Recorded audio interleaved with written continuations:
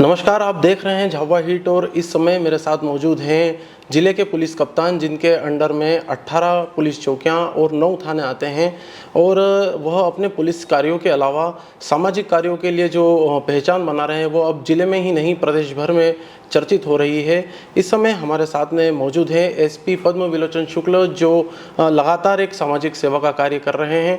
आज हम उनसे सारी चीज़ें जानेंगे, विभिन्न बिंदुओं पर बात करेंगे, कुछ खट्टे मीठे सवाल भी हम उनसे करेंगे। सर, बहुत बहुत स्वागत है आपका झाबुआ हिट के मंच पर आने के लिए, आपने आज हमें समय दिया। जी नमस्कार, सभी को मेरा नमस्कार। सर, मेरा सबसे पहला सवाल है, जैसे कि मैंने अभी बताया कि आपके अंडर करीब 18 चौकियां आती है, 9 थाने आते हैं, लगभग 808 पुलिस अधिकारी और कर्मचारी का एक बड़ा परिवार है। सर, इतने बड़े परिवार को कैसे आप मैनेज करते हैं, कैसे मेंटेन करते हैं सर? बेसिकली हम लोगों को कुछ ट्रेनिंग इस तरह की दी जाती है कि सब पुलिस परिवार जो हमारा, चाहे छोटे ज़िले में हो चाहे बड़े ज़िले में हो, हम लोग सब एक परिवार की तरह रहते हैं। जिस तरह परिवार का मुखिया अपने परिवार को मेंटेन करता है, उसी तरीके से पुलिस कप्तान की भूमिका होती है कि वो पूरे पुलिस परिवार को साथ लेके चले, उनके अच्छा कार्य करने पे उनको प्रोत्साहित करे और अगर उनके द्वारा कोई गलत कार्य किया जाता है तो उनको दंडित करें। सर, आपसी सामंजस्य बिठाना, इतने सारे थाने हैं, कई अलग अलग विचारधाराओं के लोग रहते हैं, जैसे बताते हैं कि पांचों उंगलियां एक जैसी नहीं होती है। कहीं ना कहीं किसी की कोई शिकायत लेकर आता होगा, किसी के परिवार की कोई समस्या रहती होगी, किसी छुट्टी चाहिए, सब अपने परिवार से जुड़े हुए हैं, सबको आपसे आस रहती है। ऐसे में सर कैसे एक मैनेज करना, एक थोड़ा सा आप बताइए सर। बिल्कुल, जिस तरह से पिता अपने घर को मैनेज करता है, संगठित रखता है, उसी तरीके से पुलिस कप्तान की भूमिका होती है। पुलिस जो हमारा पूरे ज़िले की भूमिका होती है, उसमें हमारे विभिन्न इलाकों में अलग अलग तरह के लोग रहते हैं। पुलिसकर्मी भी अलग अलग जगह के लोग हैं, तो उनकी सबसे महत्वपूर्ण चीज़ है जो हमारी संस्कृति में सिखाया जाता है कि हम सबसे पहले किसी की बात को सुने, समझें और फिर उसको रिप्लाई दें। तो हम सभी ये ट्रेंड होते हैं कि सबसे पहले हम उसकी समस्याएं सुनते हैं, फिर उसको सोच विचार के बाद उसमें निर्णय लेके उसको हल करने का प्रयास करते हैं। सर, एक महत्वपूर्ण अभियान आप चला रहे हैं, 3D अभियान, दहेज, दारू और डीजे को लेकर। सर, अभियान अभी तक तो हमारी दृष्टि से भी काफ़ी सफल हो रहा है और लगातार जो है अभियान से लोग भी जुड़ रहे हैं, लेकिन सर कहीं ना कहीं एक आम नागरिकों में यह डर है कि जैसे कि एक प्रशासनिक व्यवस्था है, आना जाना लगा हुआ रहता है। हम ये नहीं कह रहे हैं कि आप कहीं जाएं, क्योंकि अच्छे एसपी इस ज़िले को मिले हैं। अगर इन केस अगर आप जाते हैं सर, लोगों को ये डर है कि ये अभियान आने वाले समय में क्या जारी रहेगा इसी शक्ति के साथ में? नो डाउट, अगर यहाँ की जनता, चूँकि आपसे ये जो हमारा अभियान चला है, बेसिकली मैं आपको बिहाइंड द कर्टेन स्टोरी सुनाना चाहूँगा कि ये अभियान चालू करने की हमें ज़रूरत कैसे लगी। जी। तो जब फरवरी 2024 में मैंने पदभार ग्रहण किया, तो ये देखा हमारे यहाँ सबसे अधिक जो क्राइम था वो नाबालिग बच्चियों के भागने का था। यहाँ से वो कम उम्र में यहाँ से बाकी दूसरे राज्यों में कई कारणों से चले जाते थे। कुछ मजदूरी करने चले जाते थे, कुछ लोग आपस में विवाह कर लेते थे। तो कई लोगों से विचार विमर्श हुआ, क्षेत्र की जनता से, जन नायकों से, जनप्रतिनिधियों से, सामाजिक कार्यकर्ताओं से, जुडिशरी के अफसरों से, प्रशासनिक अधिकारियों से तथा अन्य कई लोगों से मेरी बातचीत हुई। तो हम लोग ने सोचा, जो चूँकि मेरे पुराने अनुभव भी इंदौर के रहे हैं, कि हम कुछ लोगों को एक टीम ऐसी गठित करें जो हर गांव जाके, स्कूलों में जाके कुछ प्रोएक्टिव काम करें। तो हमने जो रक्षा सखी एक टीम का गठन किया, जिसमें हमारी महिला पुलिस सब इंस्पेक्टर है, उसके साथ पुलिसकर्मी हैं, जिसमें साइबर एक्सपर्ट, ट्रैफिक और हर विधा के लोग हैं। कहीं ना कहीं वो विभिन्न फलियों, स्कूलों, ग्रामों में जाते हैं और नाबालिग बच्चियों के जो भागते हैं या घर से चले जाते हैं, उनको अवेयर करते हैं। उस अभियान में ये रहा कि जहाँ भी बड़ा ऐसा कोई कार्यक्रम होता है, पूरे गांव के लोग जुड़ते हैं, वहाँ मैं स्वयं जाता हूँ। लगभग मैं 50 के आसपास हमारे द्वारा प्रोग्राम शहर में और गांव में किए जा चुके हैं। तो हमारी अवधारणा यही रही कि हम लोगों को प्रेरित करें। धीरे धीरे ये आज जो हमारे द्वारा एक मतलब एक आप कहिए एक छोटी सी शुरुआत की गई थी। इसमें मुझे कहने में कोई अतिशयोक्ति नहीं है कि हमारे मीडिया बंधुओं का हमें बहुत सपोर्ट मिला, हमारे झाबुआ पूरे ज़िले की जनता का सपोर्ट मिला, सरपंच, तड़वी, प्रशासनिक अधिकारी, जुडिशरी, सब ने काफ़ी सहयोग दिया। तो किसी एक व्यक्ति के चले जाने से व्यवस्था खत्म नहीं होगी, अब मुझे ऐसा लगता है, क्योंकि सब ने ये परंपरा हमारे तड़वी, सरपंच, मीडिया सब ने अपने हाथों में ले लिए, तो मुझे नहीं लगता जो गंगा का प्रवाह है वो रुक पाएगा। अच्छा सर, बहुत अच्छा आपने अभी बताया कि ये मुहिम नहीं रुकेगी। सर अगला सवाल मेरा ये है पलायन को लेकर। पलायन जो है वो झाबुआ जिला बनाम पलायन बन चुका है। लगातार यहाँ से बड़ी संख्या में पलायन कर रहे हैं लोग। महिलाएं जाती है, बच्चे जाते हैं उनके साथ में, बाहर जाते हैं सर, उनके साथ अपराध घटित हो जाते हैं। कई बार ऐसे अपराध हो जाते हैं जिसमें यौन शोषण है, बलात्कार है, और आए दिन हम अखबारों में, प्रिंट मीडिया में, सोशल मीडिया में पढ़ते हैं मजदूरों को वेतन नहीं मिल रहा उनका। ऐसे में सर वहाँ पर वह अपने आप को, झाबुआ जिले का एक जो मजदूर है वो कैसे सुरक्षित महसूस करेगा, उसके लिए कोई योजना आपने बनाई है? बिल्कुल, हमारे मध्य प्रदेश के जो माननीय मुख्यमंत्री महोदय हैं, वो हमारे कलेक्टर और हम सभी के द्वारा हम लोग जो भी यहाँ से बाहर जाते हैं उनको लगातार हर स्तर पर समझाने का प्रयास करते हैं कि आप अपने राज्य में रहिए और यहाँ आपको ज़्यादा बेहतर संसाधन उपलब्ध है। ये लगातार सभी विभागों द्वारा कोशिश की जा रही है और निस्संदेह कुछ देर में स्थिति ये सुधरेगी और पलायन रुकेगा, मुझे उम्मीद है। सर एक स्थानीय मुद्दा है यातायात को लेकर। चूँकि अतिक्रमण तेज़ी से बढ़ रहा है, सड़कों पर अतिक्रमण हो रहा है, इससे सड़कें संकरी हो रही है। कई जगहों पर आधी सड़कें ही बच गई, जैसे 40 फीट की सड़क है तो 20 फीट ही बच गई है। पीछे का जो मुख्य कारण है वो अतिक्रमण है सर। जिले में अधिकांश जगह राणापुर है, झाबुआ है, थानला है, पेटलावाद है, मुख्य मार्गों पर अतिक्रमण है।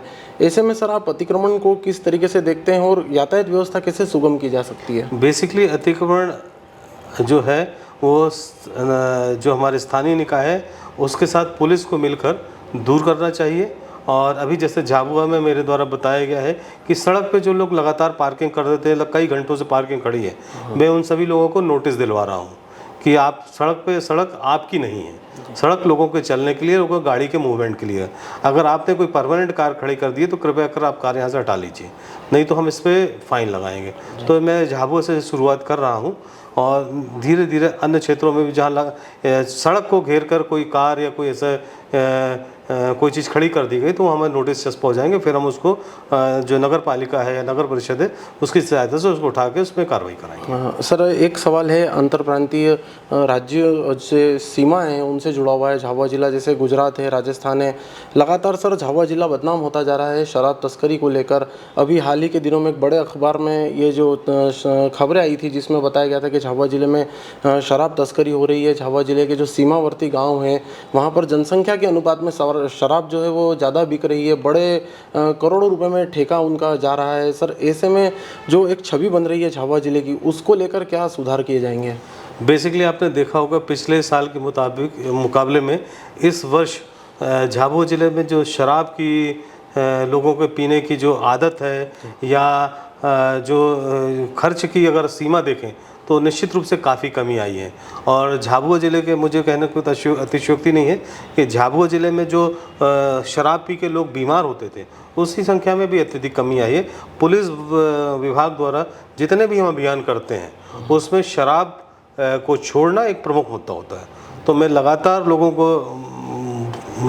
समझाइश दे रहे हैं कि आप इस शराब बंद करिए। बड़े तीज त्यौहार होते हैं उसमें भी इसको नियंत्रित कर दीजिए, तो काफ़ी कमी आई है। जिस तरह से भगोरिया भी आपने देखा होगा, पुलिस विभाग द्वारा भगोरिया में हमारा द्वारा एक शीतल ठंडा पेय पदार्थ हम लोग के द्वारा पिलाया गया। और सभी भगोरिया में, चाहे भगोरिया में चूँकि ऐसा पर्व है जिसमें पूरे भारतवर्ष के जितने भील समुदाय के लोग हैं सभी इकट्ठे होते हैं, बहुत हर्षोल्लास के साथ अपने त्यौहार मनाते हैं। तो पुलिस विभाग द्वारा एक अलग व्यवस्था इस बार की गई थी कि सभी को हमने शीतल पेय पदार्थ पिलाया, ठंडा पेय पदार्थ पिलाया, तो पूरी जनता बड़ी खुश थी। और इस बार शराब का प्रचलन काफ़ी कम हो गया है। उसी तारतम्य में आप अगर देखें, ये तो हमारी सामाजिक जागरूकता को है। दूसरा, अपराध नियंत्रण की बात करें तो अगर आप रिकॉर्ड देखेंगे तो हमारे शराब की जो धरपकड़ है वो काफ़ी अधिक की गई है। बड़े बड़े ट्रक पकड़े गए और लगातार ये कार्रवाई की जाए। तो पुलिस द्वारा दोनों तरह से हम अपराध नियंत्रण और जागरूकता दोनों तरह का कार्य कर रहे हैं। सर बिल्कुल, इसमें एक बात भांजगड़ी प्रथा की आती है। आप एक मुहिम चला रहे हैं जिसमें भांजगड़ी प्रथा को समाप्त करने की आप बात कर रहे हैं। जगह जगह मीटिंग हो रही है, गाँव में भी आपने भांजगड़ी प्रथा रोकने की बात कही है। सर आरोप ये लग रहे हैं कि अधिकांश थानों के जो अधिकारी हैं या पुलिसकर्मी, पुलिस जवान हैं, वो कहीं ना कहीं इस भांजगड़ी प्रथा में शामिल रहते हैं। सर क्या ये आरोप कैसे देखते हैं आप इनको? बेसिकली कोई सिस्टम शुरुआत हुई है, एक भांजगड़ी जो नाम दिया गया यहाँ पे, एक जिसने भी जब कभी चालू किया होगा तो बहुत अच्छे उद्देश्यों से चालू की गई थी कि दो लोग बैठकर या जैसे हमारी गांव में पंचायत होती थी, जैसे भील पंचायत भी इन लोग कहते हैं, एक बड़ा अच्छा सिस्टम था कि आपस में बैठकर सुलह कर लें। पर बाद में जब सिस्टम में विकृति आ जाती है तो उसमें पैसा का लेन देन बढ़ गया। आपने विगत वर्ष में देखा होगा कि भंजगढ़ी में संख्या में काफ़ी कम आई है। मेरे द्वारा पुलिस विभाग को साफ साफ इंस्ट्रक्शन देंगे कि कोई पुलिसकर्मी इसमें लिप्त पाया जाता है तो उसके खिलाफ मैं कठोर कार्रवाई करूंगा।